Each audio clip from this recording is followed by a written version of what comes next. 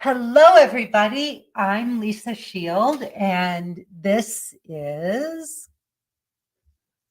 Finding the Guardian of Your Soul. Give me one moment here, and I am going to put our little ticker tape at the bottom. All right, cool. Hi, everybody. I'm Lisa Shield, and this is Finding the Guardian of Your Soul. It is such a pleasure to be here. I am so excited about today's topic. This is one of my favorite subjects. Um, we are going to talk about the dangers of sitting back or leaning back and letting a man chase you. So, this is something that many love coaches love to tell women to do. And I happen to think it is one of the worst pieces of advice someone could give. So, what do they mean by lean back and let a man chase you? Well, what they're telling women to do is kind of like be sitting ducks, to lean back and be passive and stop being assertive. And yes, there are a lot of very masculine women who are conditioned to go for what they want today. That's the way it is. We've worked really hard to get to where we are, to be able to have power and agency over our lives. And to have some dating coach or love coach say, well, now you got to give all your power away to men and lean back and let men chase you, that's absolutely ridiculous. And the reason they say that is, of course, yes, many women today have developed a very strong, assertive, masculine side because they haven't been dating. They may have been the breadwinner in their relationship. Maybe they're a single mom. Maybe they've just been single for a long time. And they're out there and they're running their own lives. They're doing everything on their own. And they don't know how to welcome a man into their lives because they've adopted this, yeah, I want a man, but I don't need a man kind of attitude.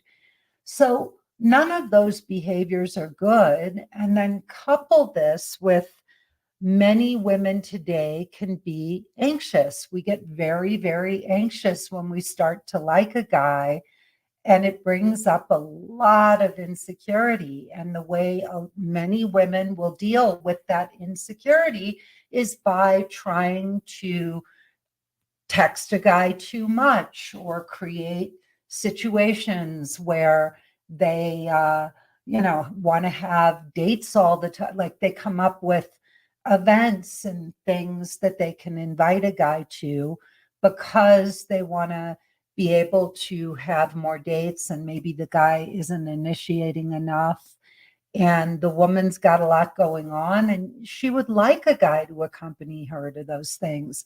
And so she'll start initiating maybe a little bit too much, trying to offer, hey, I've got these tickets or I've got this event or whatever, just to try to get a guy to go along. And she doesn't give him space and room to ask her out. And so it becomes very one-sided, and then she starts to feel insecure and uncertain of herself because he's not initiating, but it's because she's doing a lot of the initiating. So in the work that I do with my women, my smart, successful, competent, accomplished clients like me, I teach them how to take what I call the feminine lead. And this is a term, I coined, a phrase I coined. I created this concept of taking the feminine lead. And I think it's really powerful and really empowering. I'm going to talk a little bit more about that in a minute. The first, I still want to go a little deeper into the dangers of leaning back and letting a man chase you. So when you do this, Many of you are complaining that you keep meeting emotionally unavailable men, men who won't commit, men who just tell you after you've been dating them for some months that they like the way things are. They don't really want things to change. They don't want more of a commitment. They just like seeing you when they see you. And many women say that they don't understand why they keep attracting narcissistic men. So, what happens when you lean back and let men chase you? You're a sitting duck. You're a target for avoidant men, players, narcissists, because these are the men that love the chase. These are the men that are attracted to women who play hard to get. And I'm going to put a little bookmark here for a second. And I'm going to tell you that you shouldn't need to play hard to get. You should just be hard to get. A woman who knows her power, who's strong, who's confident, and a woman who really Unknown caller. Don't know what that was. We'll just edit that out. Let me just get rid of that. So women who know their power, who are confident and strong and understand men, and I'm not talking about understanding men the way your girlfriends understand them, putting them down, criticizing them, slapping labels on men that they're all, emotionally immature, they're blocked, they're wounded, they're damaged, they're narcissistic, they can't commit.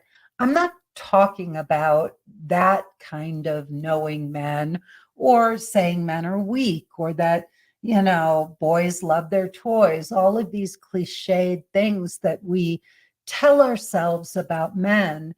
Those aren't the men I'm talking about, and those are not the kinds of things that men really want us to understand about them. I'm talking about really understanding men with eyes of love, through eyes of love and compassion, understanding that men have their own struggles, they have their own battles and demons.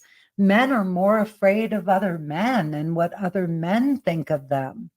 They're afraid of being judged as weak or incompetent or sissies by their male peers. They don't open up to other men because men who show emotions are looked at as being weak.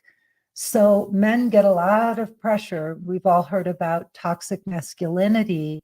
This is all just a facade that men put on and act to look tough, to act strong. Underneath it, they're as afraid of rejection as you and me. They lack confidence, they're insecure, they suffer from something called imposter syndrome. So we really underestimate how hard it is for men, and they go through a lot of the same fears and insecurities as women do. They become players, they become avoidants, they become narcissists, because all of those behaviors are masks for insecurity. So when we see men through eyes of compassion, with love, with heart, we're able to see them as human, just like us. And it opens up this whole world of, possibility for connection, for emotional nakedness, for real love to occur. And where a man can really be a man in the truest sense of the word, but not a bully, not a manipulator, not a cheater, not an avoidant, not a ghoster, but a man can come towards you and connect with you because you're safe.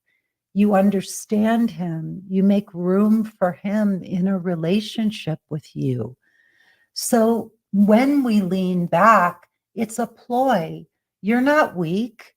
You have definite ideas of what you're looking for in a relationship and from a partner. You have things that you want to ask from men, things, needs that you really have to get met in a relationship. And it's incredibly important that you're able to ask for those things, to be able to voice your thoughts, your opinions, and let men know how you think and feel, and also to be able to initiate. And here's the truth: good men, the kinds of men like my husband and like the men that some of my clients have met, they're taking their cues from you. They're looking to you to guide them in the same way that you don't know what he wants from you. Everybody's different. What I want is different than what you might want from a man or need. But we have to learn how to communicate our wants and needs. We're not, 5 years old or 15 years old. We're grown women. And we need to be able to ask our partners and our dates for what we want. You cannot go along in these relationships. One of the biggest mistakes I see many of my clients making is that they're afraid to assert themselves and ask for what they want because they're scared that they're going to come across as weak or needy or insecure. And so there are things that they're longing for. They want a man to text them more, to communicate more, to spend more time with them. But what they do is they sit and they micromanage their feelings and they don't say anything. And then they suffer when they're not with the guy because they're not asking for what they want and need. But then when they see the guy, it's almost like being a drug addict. They get an emotional fix and they feel temporarily better. And then they go back to feeling horrible, contemplating breaking it off, but they never do. And they go along in these relationships and they waste time, they suffer, they get attached to men who may or may not even be interested in anything more with them. And the person they're hurting is themselves. And one of the dangers with that is that they don't create, they're not giving a man an invitation to come closer to them. So we have a woman right now in one of our programs, and she's been working with us for a long time. Classic avoidant. She's classically avoidant herself, and she's really trying to break through all of that. But in the meantime, she's been in a 7-month or 9 months, it may be now, relationship with a man, and she's never really asked him what he thinks about her and where he sees the relationship going. And every time she gets close to asking, she finds more excuses for why she doesn't ask. And this has gone on and on and on. And she's not sleeping at night. She's upset. She's getting, she already knows the answer and she's just afraid of hearing what he might say. And it's really sad because she's a beautiful woman. Will make a man a terrific partner, but she's so afraid to ask for what she wants.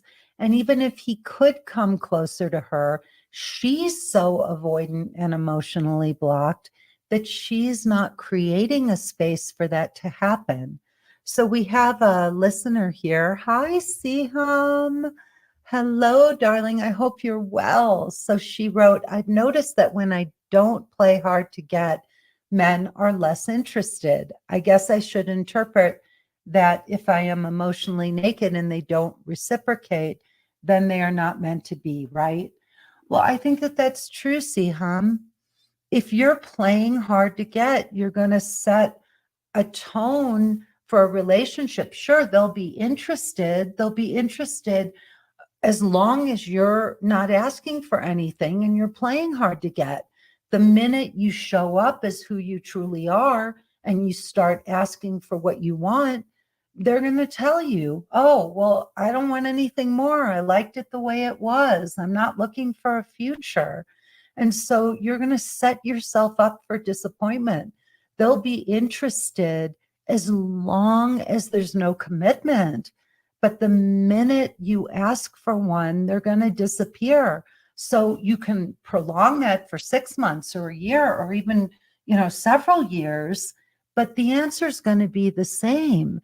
And the other thing you all need to know, if a man is crazy about you, he's going to tell you he loves you. He's going to want to be with you. He's going to come towards you.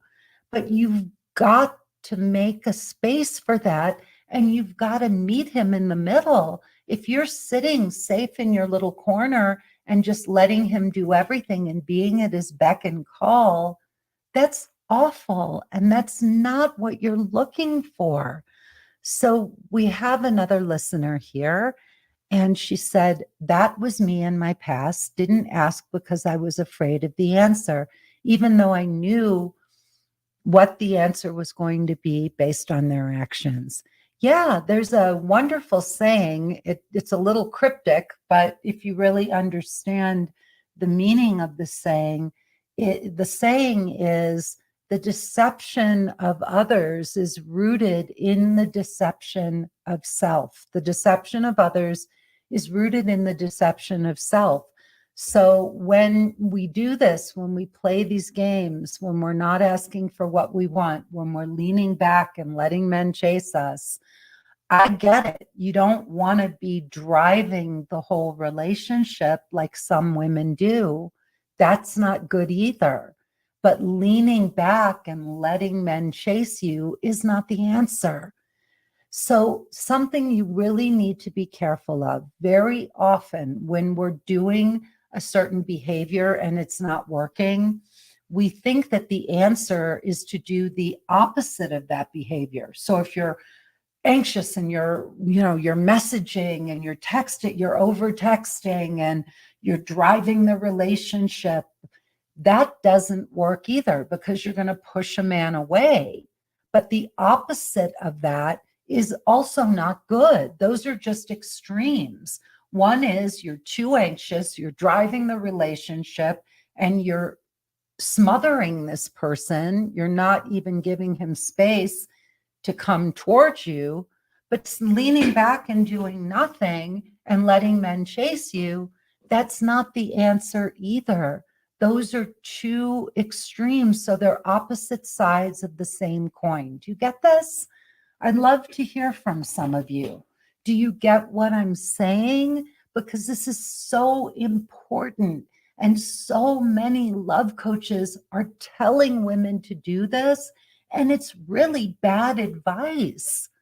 It's terrible advice because you paint yourself into a corner, like the client I was just talking about. You wind up being a sitting duck and waiting for men to chase you. And all that happens is they use you to their advantage. What guy who's busy, what man who is busy, who has a busy life and is traveling for work and all, wouldn't love to have a woman to come home to who's there? She's good company. She doesn't ask for anything, doesn't put demands on him or his time. She just goes along with him. And he gets to come and go as he pleases. And she is available whenever on his terms. And it's all on his terms. So the opposite is not the answer. So a couple of you have asked, well, what is the answer, right? How do I find the balance? This is what we teach men in our program. My program is 12 weeks long. It's called Emotionally Naked Dating. What we teach you how to do is take the feminine lead. So we give you the verbiage, the language, the behavior for how to pace this, how to ask for what you want, the way to say it, the way not to say it. We teach you how to talk to men in a way that is exciting that makes you inviting, that's sexy and fun and playful and makes a man want to come towards you. We show you how to own your power. We also show you how not to waste time, not to sit around and date one guy at a time and get emotionally invested and waste months or years of your life. We give you the pacing for when to ask things and how to ask them so that you're checking in periodically with this man in a way that won't scare him away, but where you can start planting seeds and letting him know, hey, I like where this is going. I'd love to know what you think.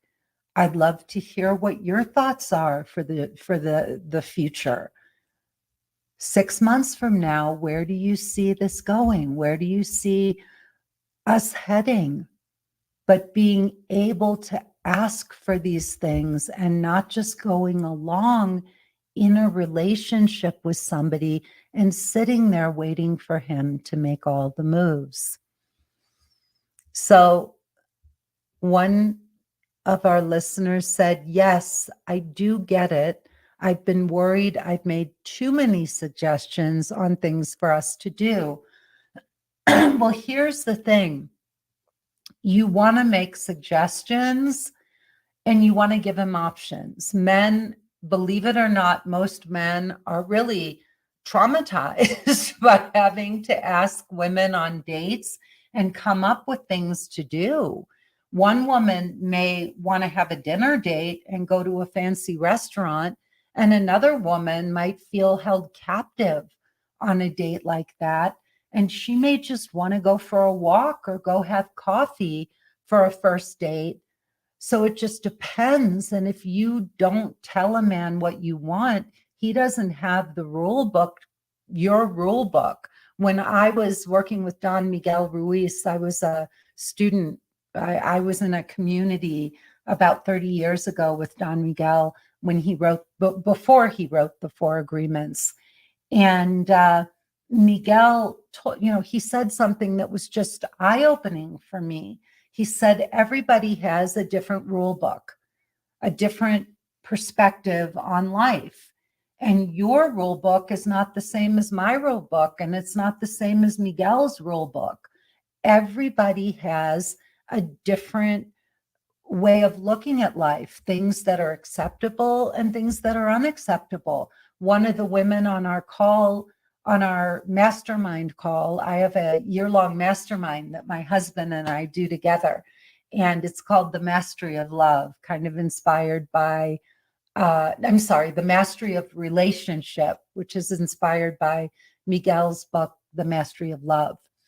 And my husband and I do that program together. It's a year long. The women work directly with us in that course. And one of the women last night was asking about drugs and specifically smoking marijuana. And she said a lot of the guys will mention on their Hinge profiles, there's a whole section about drugs that they like to smoke pot, and she doesn't. And I said, look, that's a preference. You get to decide. Nobody can tell you that you should accept somebody who's a marijuana smoker if you're drug-free, right? Like I grew up in the 70s when everybody smoked pot. Now it's legal in a lot of places. So to me, it's not a big deal if somebody smokes pot once in a while. I'm not going to hang out with somebody who's using every day just because I think that's more of an addiction and a way of checking out. But if somebody likes to get stoned on the weekends and mellow out, that's not going to bother me, but it would probably bother her. So we all have a different rule book, and no guy knows what the world according to you is unless you tell him. So it's important to make suggestions. It's important to let a man know what you like and don't like.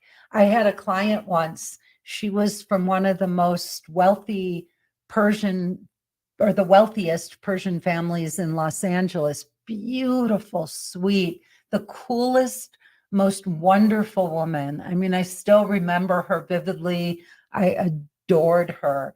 And she started dating a doctor in LA, and her best friend started dating his best friend. So her boyfriend, the doctor, wasn't really buying her gifts. I mean, he did nice things. He took her out. He took her on wonderful dates. But his best friend was buying her best friend all these amazing gifts and taking her on trips and doing all these fancy things for her.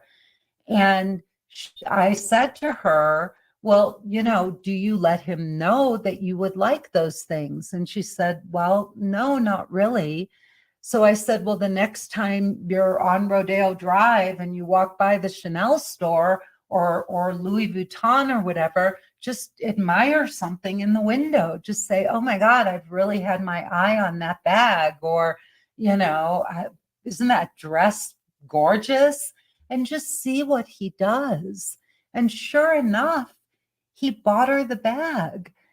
He just didn't know that she wanted anything because she never let him know. And her dad, she had credit cards and her dad would pay for anything, but she wanted him to be thinking about her, but she never let him know. And I made the same mistake in my former marriage. My husband never gave me anything. And I used to pride myself on being the kind of woman who didn't need things. I just thought, oh, well, all these other women are so needy. But the real truth was underneath that, I was afraid to ask. I wanted a man who would do nice things for me, who would think of me, who would treat me like a princess. I wanted that. It's not that I couldn't go out and buy things for myself. I could, but I wanted a man to treat me to those things, to give me nice things and nice gifts. When my ex-husband and I divorced, I'm embarrassed to say, we literally signed on the dotted line. We didn't even have a joint bank account. And in this marriage, my husband and I, we share everything. And I can't even say to him, oh my God, I saw this beautiful, whatever, because he'll go out and get it for me. He's looking for things to do for me. He's looking for gifts to give me. And he's listening to me so that he can hear what I want. And if I don't tell him, he thinks that, that I'm fine. And the truth is I am. I actually have to be careful. I got a car once that I didn't need because he had a client whose Jaguar XK was parked in our driveway. And I ran into the house. I was so excited. And I said, oh my God, that is the most beautiful car I've ever seen in my life. It is. And 2 weeks later, I had that car in the driveway, only that one was blue and mine was champagne. But other than that, and I never drove. I worked from home. He works from home. And one day he looked at the odometer and he said, you've only put 2,000 miles on this car in a year. And I said, I know, I think we need to sell it because the cost of the payments and the insurance and all were more expensive than the car was worth. So, but I never asked for anything. And I think I never asked because I was afraid I wouldn't get it. And that's something you have to look at. It's not about being entitled and expecting men to do things for us, but it is lovely to have a man want to do nice things for you. And if you want a man to do those things, you have to ask. You have to let him know, hey, when I met my husband, I used to have horrible birthdays as a child. My mother was narcissistic and I would cry, or at least I remember crying on most of my birthdays because she would get upset with me about something. And when I got older, I told my husband, I said, look, I don't care about any holiday any other day of the year, but the one day I do care about is my birthday. And it would mean so much to me if you would plan something just so that I know I won't be alone and that somebody's thinking of me. And Benjamin has gone out of his way. Like he took that on, and I have been on vacations. I have had days planned from the moment I woke up in the morning till the moment my head hit the pillow at night. He has been so thoughtful and so generous and wonderful and made my birthdays so beautiful for the last 20 years that I don't even have to think about it. So it is important to let somebody know what you want. And he's made it clear to me. He doesn't like surprise parties. He doesn't want me to ever plan one for him under any circumstances. And he hates it when people bring dessert and then sing happy birthday at the dinner table at a restaurant. He finds it humiliating. And so he's let me know what he doesn't want as well. And I've never done that. He said some women think it's cute and they do it anyway. And he said, it would really humiliate him to have somebody do that. So you can't lean back.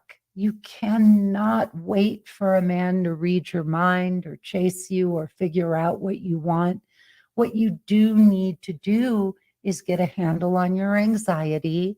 You need to understand that there's a certain rhythm to this, that there's got to be reciprocity.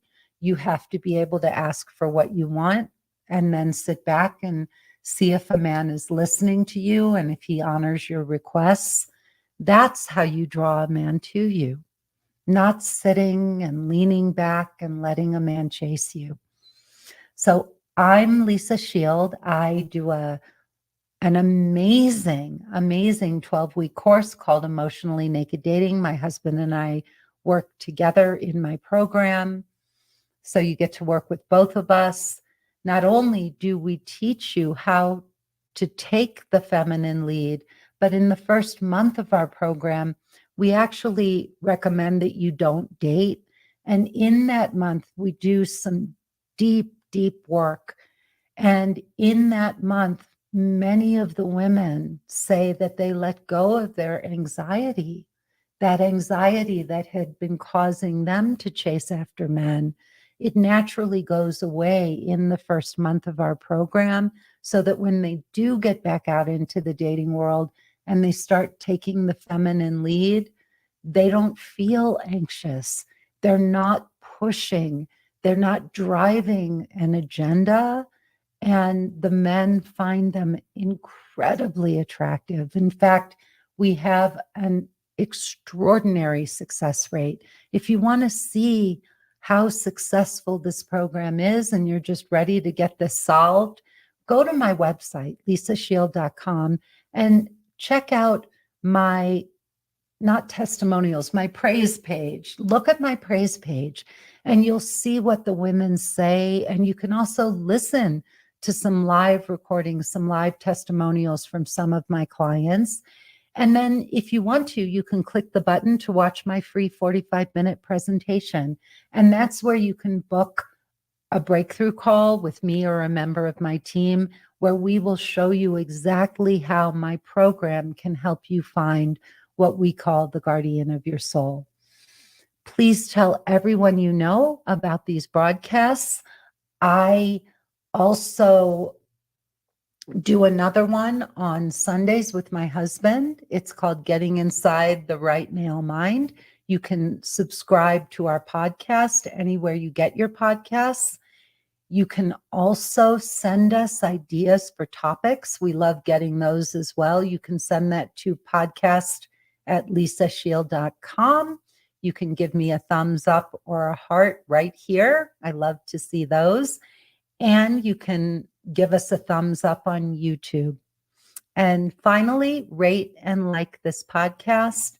And we look forward to seeing you next time. Thank you so much. I'm Lisa Shield. This has been Finding the Guardian of Your Soul. Please don't lean back and let men chase you. It's a big mistake, and you'll attract the wrong man if you do that. Bye-bye. Have a wonderful, wonderful rest of your day.